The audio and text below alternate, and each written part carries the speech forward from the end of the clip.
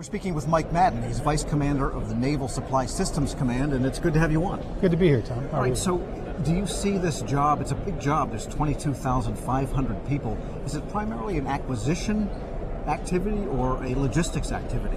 Or is it a combination of both? It's really a combination of a lot of things. So we're supply chain managers primarily for the afloat environment, so ships, submarines, and aircraft. We also provide quality of life services, postal, household goods. The Navy Exchange falls under us, and Navy Lodges, so we're there for family support also. I want to talk about fuel acquisition. Is that part of your purview? DLA buys the fuel, and we make sure that it gets on board. The ships are in the aircraft. And in the purchase of fuel, is that something in which hedging is used, or is it a spot market situation? How does that work? I believe DLA manages it by setting prices and then making adjustments over time. Okay, so it's not really your purview. No, you just get it and deliver it. Right. And what are the volumes are really huge. What are some of the logistics challenges of getting a drop to where it needs to be? Well, first off is getting it there safely, right? And then second, making sure that you can move that fuel anywhere you need it, and that in today's competitive security environment, is it in the right places? And can you ensure that there's a constant flow of that fuel given, let's say, a wartime situation? And what type of planning process is required, and what kind of systems do you have to support planning such that you are in tune with where the ships know they're going to be in the future? Well, there are planners throughout the Navy at different levels to make sure that as operations continue, that we can get the supplies and services that they need to the right place at the right time. All right, how did you get to this point? I mean, you were a Navy officer yourself. Correct. Before joining, you're now part of the senior executive service. What prepares someone for a job of this scope? I think I've been fortunate enough to have a varied background. So you're right, I was a Navy supply officer and did afloat tours as well as assignments ashore. I spent 10 years with the Marine Corps working logistics there, and then have now recently come back to NAVSUP in the last 2 years.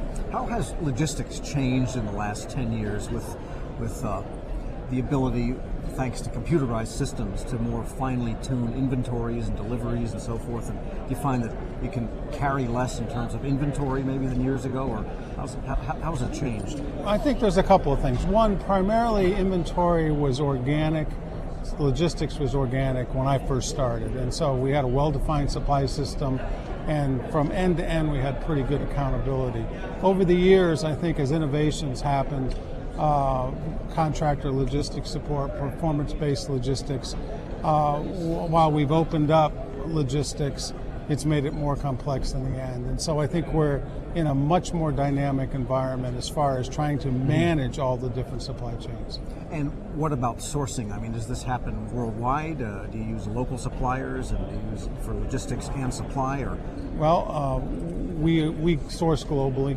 We're primarily in the buying and repairing business. We probably have over 900 people that are executing repairs for the components that we put aboard ships. But we also look at other dynamics like small businesses, because of certain weapon systems we're tied into primes, but it's a huge business. And the supply chain for systems that age, that's always a challenge too, isn't it? I mean, there might be a component on a ship that's old. Correct. And maybe the original manufacturer doesn't exist, or maybe it does, but they may not support that particular item anymore. So what do you do in the case of obsolete parts, or obsolete commercially but still needed by the Navy? Well, you're still trying to always look for secondary sources, even if you have to go through, primes and then who the people that they've gone to in the past. Because you're right, you still got to support those weapon systems because they're integral in fighting the ship or using the aircraft. So yes, it's a problem. It's something that we work every day. What are the biggest challenges? I mean, coming into this fiscal 2019 is almost upon us. Well, I think it's making sure that, SecDef has given us some pretty solid guidance. He says increase lethality, form partnerships, and make sure you've got good business processes. And so, we're looking at that lethality piece. CNO and SecDef have said focus on readiness. And so we're looking at our business to make sure that we can support those mandates. Yeah, I mean, lethality is one aspect, readiness is another, but they're related in some manner. Correct. the speed at which you can become lethal.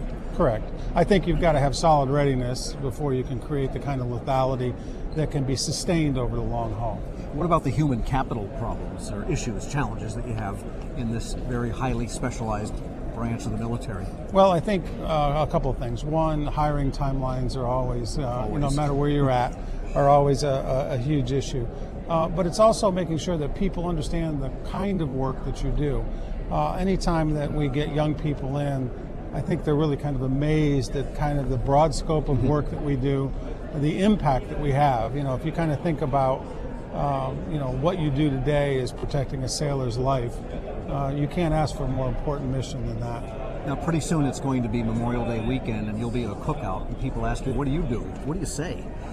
I say I support the Navy from the logistics perspective.